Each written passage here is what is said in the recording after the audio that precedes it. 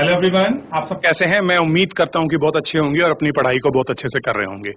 मैं Akash Kumar Bhadana ICT virtual classroom में आपका बहुत बहुत स्वागत करता हूं मेरे प्यारे बच्चों। जैसा आपको पता है कि हमारी 12th क्लास है और 12th क्लास में हम लोग देख रहे हैं आपका हिस्ट्री, और हिस्ट्री में भी अगर मैं स्पेशल बात करूं तो हिस्ट्री में आपके एंशिएंट हिस्ट्री है जिसको हम लोग आपका बात कर रहे हैं, जिसको हम लोग देख रहे हैं। एक एक करके हमने गौर करके सारी चीजों को पहलू को देखा। आज हम इस चैप्टर को अंतिम करेंगे और अंतिम छोर की तरफ हम लोग बढ़ते हैं।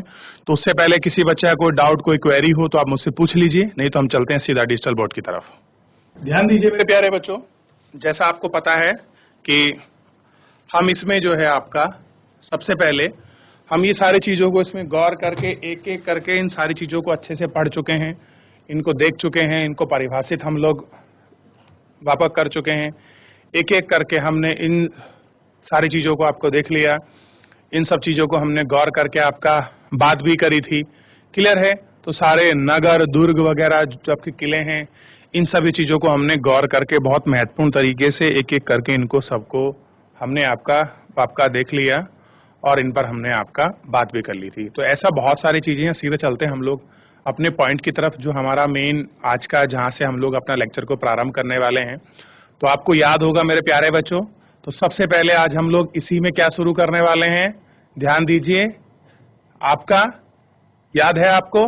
चलिए, अतीत को जोड़कर थोड़ा सा हम लोग इसमें ये देखेंगे कि अतीत को जोड़कर पूरा करने की समस्या, कि अतीत को जोड़कर जो आपका पूरा करने की जो समस्या है, इसको हम थोड़ा सा आपका इस लेक्चर में आपका गौर करके हम लोग इसको देख लेते हैं, फिर इसके आगे हम लोग बात कर लेंगे। जैसा कि आपने हड़प्पाई लिपि के इस प्राचीन सभ्यता को जानने में कोई मदद मिलता है, बल्कि ये भौतिक साक्ष्य हैं जो पुरातात्विक विदों को हड़प्पाई जीवन को ठीक उसी प्रकार से आपका पुनर्निर्मित करने में सहायक होते हैं। ये वस्तुएं मृतखंड, औजार, आभूषण, घरेलू सामान से हो सकती हैं।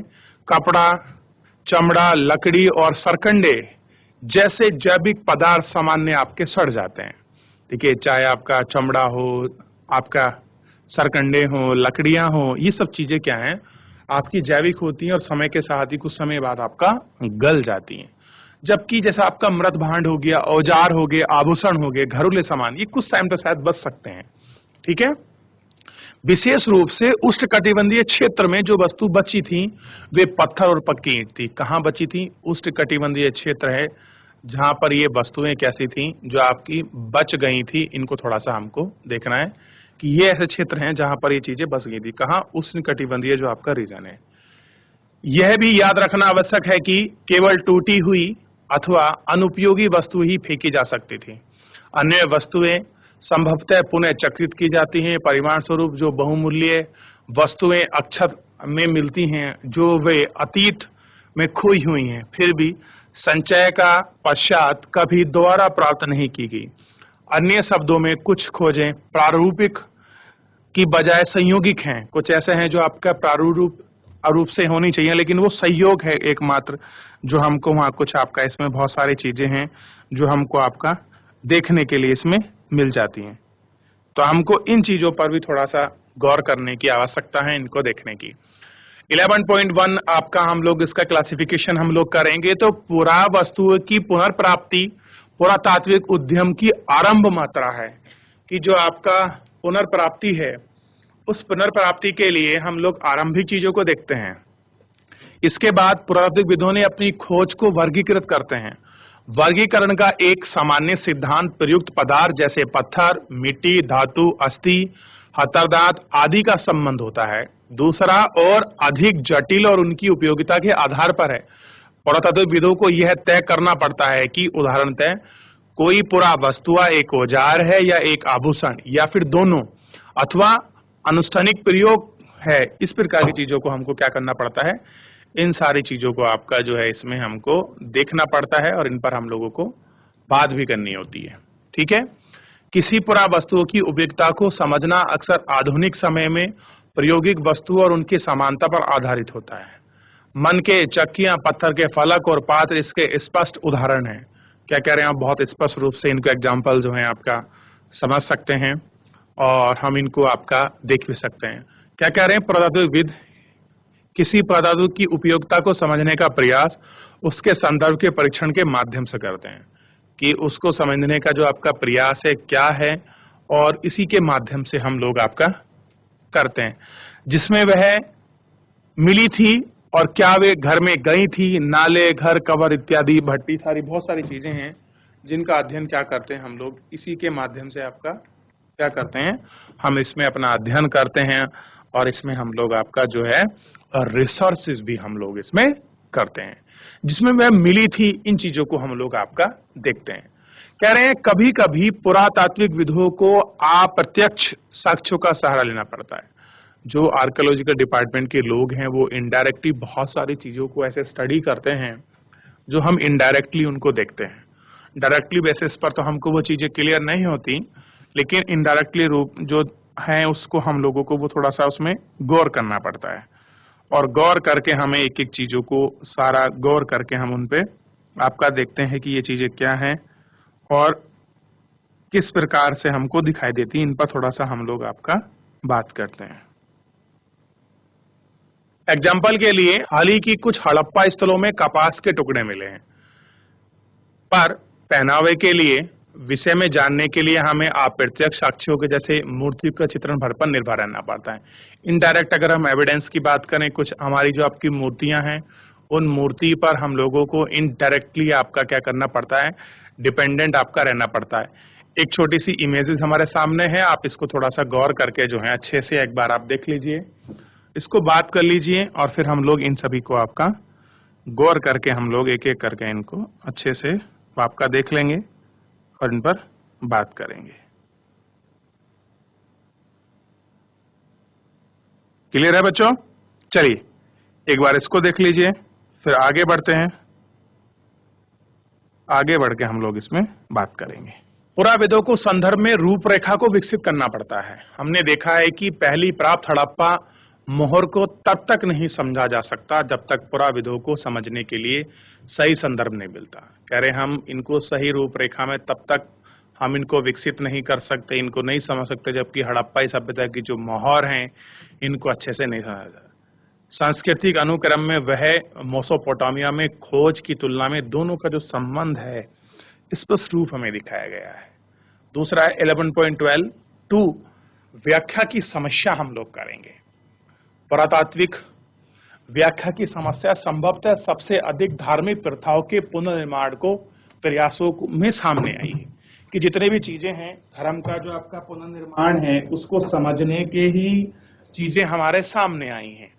आरंभिक पुराविदों को लगता है कि कुछ वस्तुएं जो असामान्य और अपरिचित लगती थीं धार्मिक महत्व होती हैं। इन आभूषणों से लदी हुई नारियां, मण मूर्तियां जिनमें कुछ के शीश पर विस्तृत प्रधान शामिल हैं, इन्हें मातृ देवी की संज्ञा दी गई है।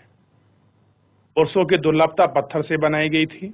मूर्तियां जिनमें हम एक लगभग मानकीकृत मुद्रा में एक हाथ घुटने पर रखी बैठी हुई दिखाई देते हैं, जैसा कि राजा पुरोहित को भी इस प्रकार में वर्गीकृत किया गया था।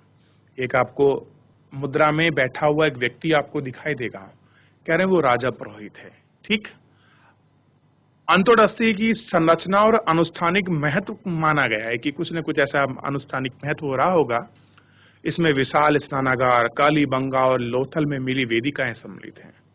बहुत सारी चीजें हैं जो इसमें आपका ये सारी चीजें आपका सम्मिलित हैं। मोहरों जिनमें कुछ संभवतः अनुष्ठान के मदरसे बने हैं के परीक्षण से धार्मिक आस्थाओं और प्रथाओं को पुनर्निर्माण करने का प्रयास किया गया है।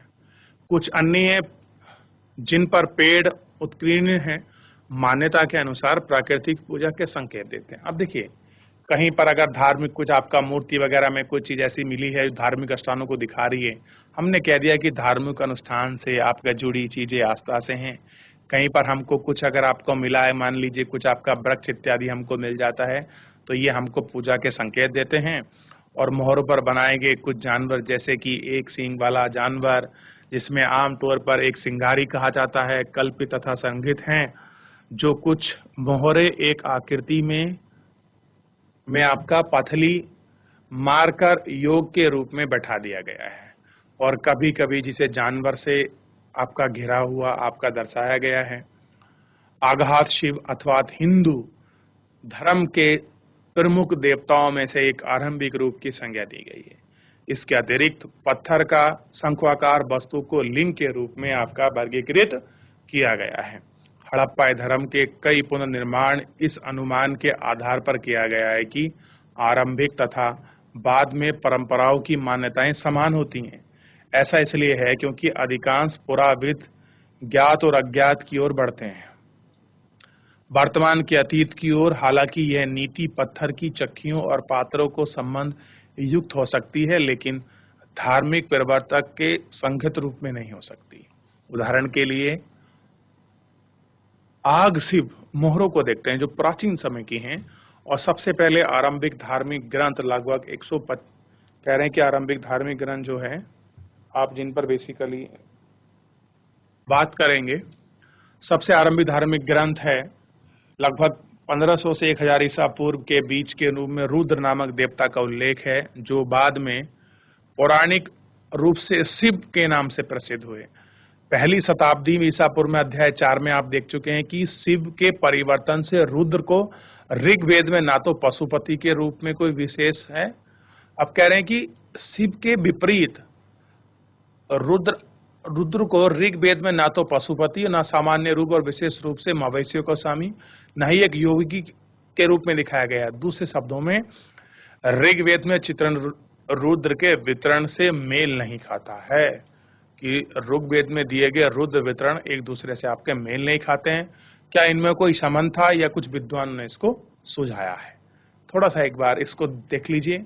कुछ इस प्रकार की हमें भी बहुत सारी आपकी मोहर या लिंक मिले हैं, जिनके विषय से आप लोग इनको पढ़ सकते हैं, इनको महसूस कर सकते हैं, आप इनको गौर करके थोड़ा सा देख सकते हैं।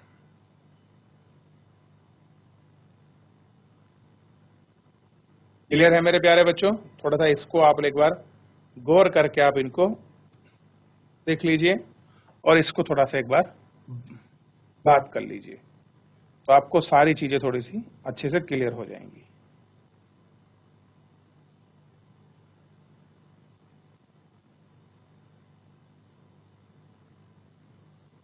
चलिए आगे बढ़ते हैं, और बहुत सारी चीजें हैं जिनको हम लोग गौर करके हमें देखने की आवश्यकता है।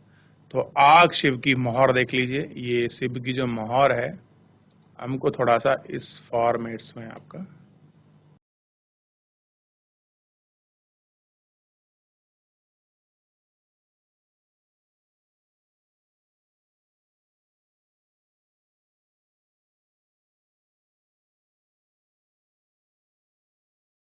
क्या कह रहे हैं, पक्की मिट्टी की खिलौना गाड़ी। देखिए पहले पक्की मिट्टी की इस प्रकार की जो है आपका खिलौना गाड़ी उनको मिली है। इस एविडेंस को आप लोग गौर करके थोड़ा सा अच्छे से आप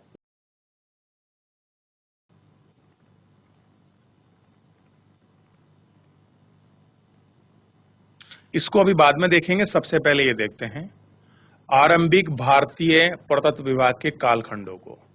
देखिए 20 लाख वर्ष, आज से 20 लाख वर्ष पहले को हमने कहा है निम्न पुरा पाषाण। 80,000 मध्य, 35,000 उच्च, 12,000 पाषाण काल मध्य पाषाण काल, 10,000 पाषाण काल जिस काल में कृषि और पशुपालक प्रयोग हुआ, 6,000 में आपको मिलेगा तांबे का प्रयोग। यानी कि एक चीज साफ होगी, आपका कृषि पहले होने लगी और तांबे का प्रयोग जो था बाद में होने लगा।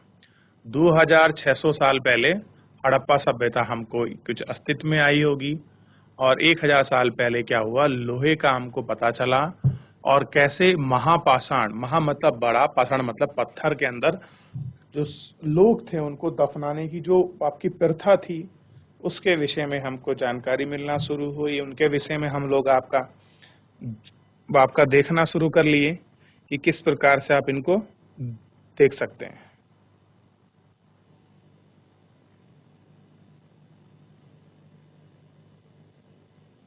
देख लीजिए इसको।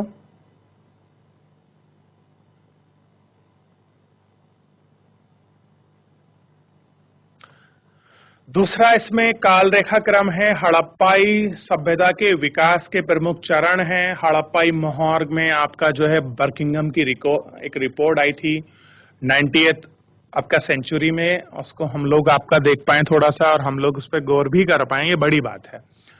क्लियर है। फिर 1921 में आपका सबसे पहले माधव रूप में क्या हुआ, हड़प्पा सभ्यता के कुछ ऐसी चीजें हैं जिनको हमने क्या कर रहा, उनको खोदना शुरू किया था। फिर 1946 में SR व्हील ने हड़प्पा का उत्खनन किया, उन्होंने अपनी रिपोर्ट को दिया। 1955 में SL राव आए जिन्होंने लोथल की खुदाई को फिर आरंभ किया। उसके बाद BB लाल आए और DK थापर आए 1960 में जिन्होंने कालीबंगा का उत्खनन किया। 1974 में SR मुगल इन्होंने इस भागलपुर वाला क्षेत्र उसको किया। ठीक, एक अमेरिकी दल आया था 1986 में, इन्होंने भी शुरू किया। और 1990 में SR बिस्ट में धोलावीरा में उत्खनन जो था वापस इसको आपका प्रारंभ किया गया और हमने इनको एक एक करके सारी चीजों को हमने गौर करके इसमें देखा और इसमें हम लोगों ने आपका एक एक अच्छे तरीके से हम लोगों ने इस पर आपका बात की थी और इनको हमने गौर करके आपका देख लिया। ठीक, और इसी पर हम लोगों ने अच्छे से बात भी कर ली।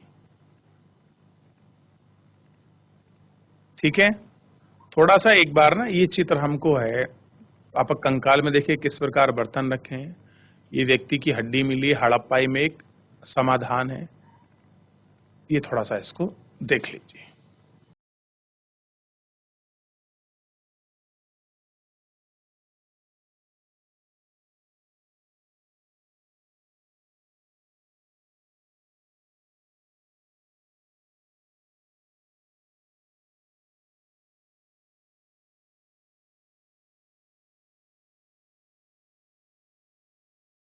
तो इस प्रकार जो है पूरा जो आपका चैप्टर है वो समाप्त हो गया है।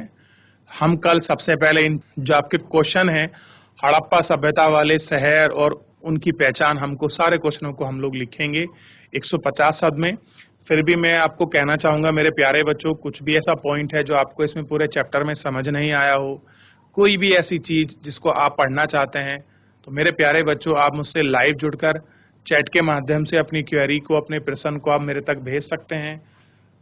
कोई भी बच्चा किसी भी स्कूल का कोई भी ऐसा चीज जो आपको पूरा चैप्टर में आपको समझ ना आई हो, मुझसे पूछ लीजिए आप मेरे प्यारे बच्चों, फिर हम लोग इसमें आगे बढ़ जाएंगे और एक एक करके हम लोग सारी चीजों को बहुत अच्छे से हम लोग इसमें आपका देखेंगे और देख कर जो है गौर कर कर हम लोग इन चीजों पर अपनी बात करने वाले हैं मेरे प्यारे बच्चों। तो इनको एक बार अच्छे से आपका देख लीजिए, अच्छे से इसको बात कर लीजिए, फिर आपको मिलेंगे इसमें हम लोग आपका नेक्स्ट चैप्टर में। एक बार पूछ लीजिए, फिर इसके बढ़ेंगे हम लोग सीधा क्वेश्चन आंसर की तरफ इसमें आपका बढ़ चलेंगे। देख लीजिए।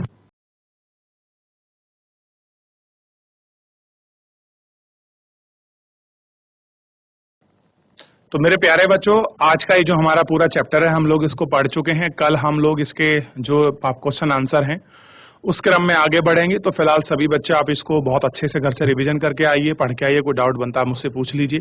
फिलहाल आज के लिए इतना ही, मिलते हैं नेक्स्ट लेक्चर में। धन्यवाद।